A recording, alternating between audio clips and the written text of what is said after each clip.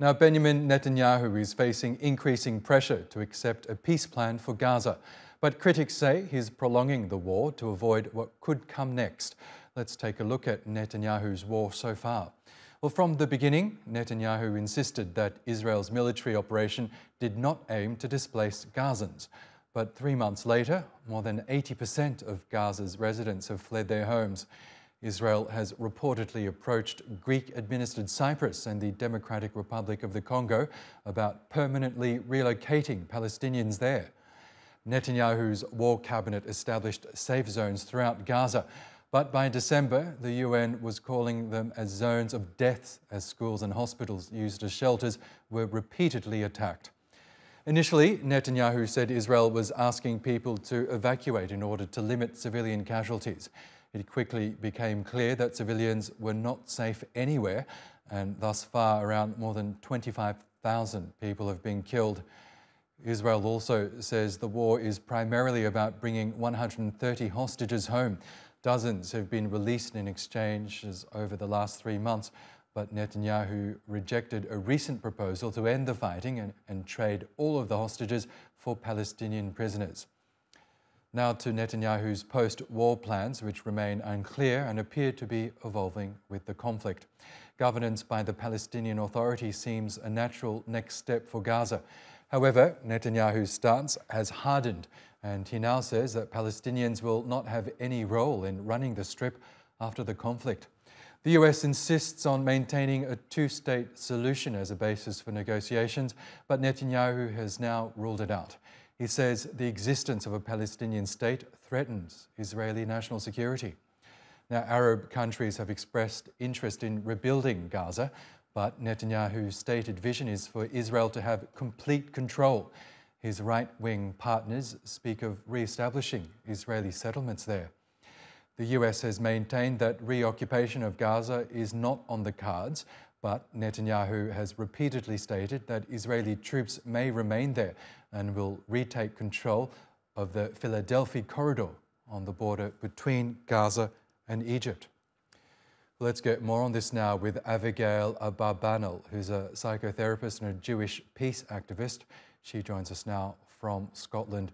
Really good to have you with us, Abigail. I just read there a rundown of Netanyahu's changing stances throughout the course of this conflict. Can we start by what Netanyahu is likely guided by right now? We know that he's for sure a political survivor.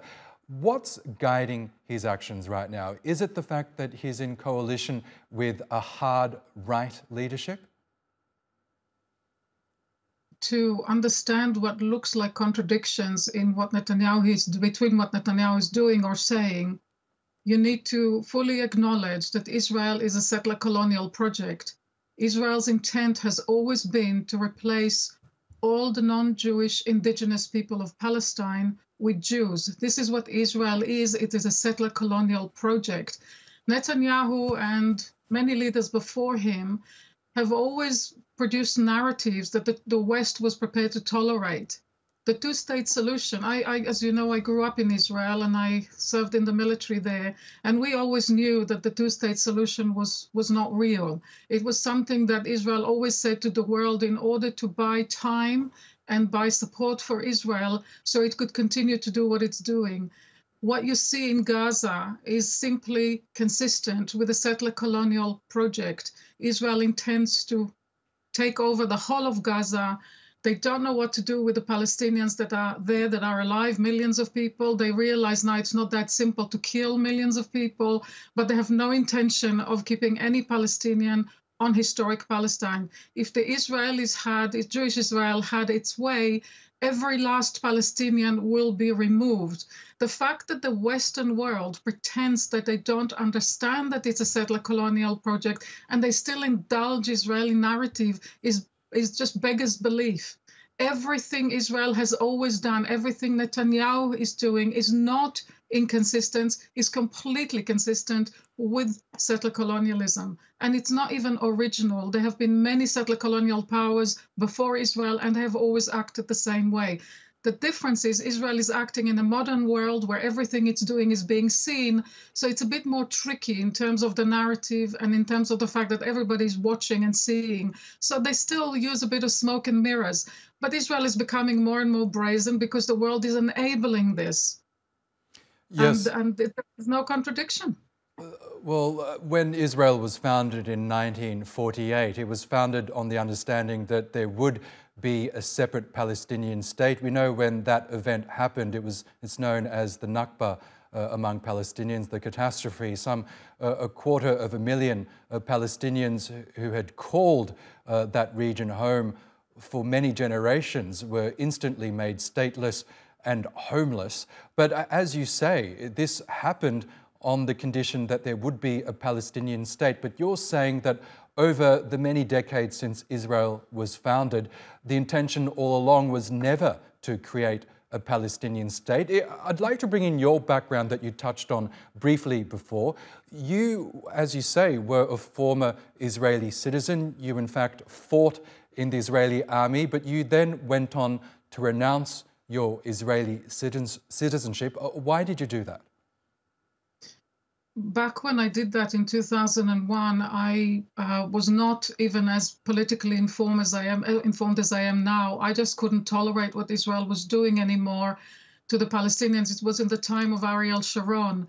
And I just didn't want to be a part of that. I did not want to be implicated by what Israel was doing. And I just couldn't tolerate the idea that I was still a citizen of a group, of a society that does the things that Israel does. That's why I did that. Yes, and we know that it is compulsory for all Israeli citizens to conduct a military service, and they have to maintain some sort of a service every year. Explain to us how that process works and how that might go on to shape generations of Israeli mindsets with regards to Palestinians, both in Gaza and in the occupied West Bank. Okay, let me just give you a little bit more background before I talk specifically about the military. From the moment you're born in Israel, you are taught that Jews are not safe anywhere except in Israel and with other Jews. You're also taught that Israel is the only thing that stands between Jews and complete annihilation. Jewish Israelis they're taught to believe that they have no choice, that if they don't protect their state, the state of Israel, they will die. I could tell you lots of stories, but I'm sure we don't have enough time on how that's actually done. But it's being fed through families, through the education system from the beginning of the moment that the child begins to grasp anything. This is what they're told. Israel has very much a psychology, almost like a cult. The world outside is not safe. It's only safe with your own people. And if the country is the only place the only thing that protects you, then the purpose of your life should be to protect that country.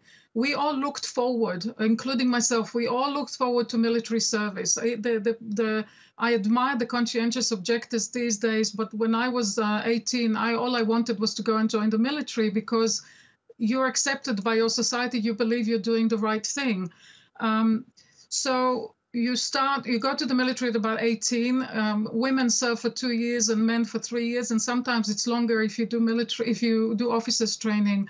Then what happens is that when you finish your compulsory service, you're then called back to military duty for about a month a year, depending on your role and your rank. The military that you see that's committing the genocide in Gaza is actually not the 18-year-olds who are in compulsory service. These are the experienced, well-trained, everyday Israeli citizens. They could be anybody. Israel's military is, in fact, a citizens' military. Everybody in Israel know what their military is doing. So, but if they believe that everything depends on them and that they're about to be killed if the military doesn't do its thing, they support it 100%.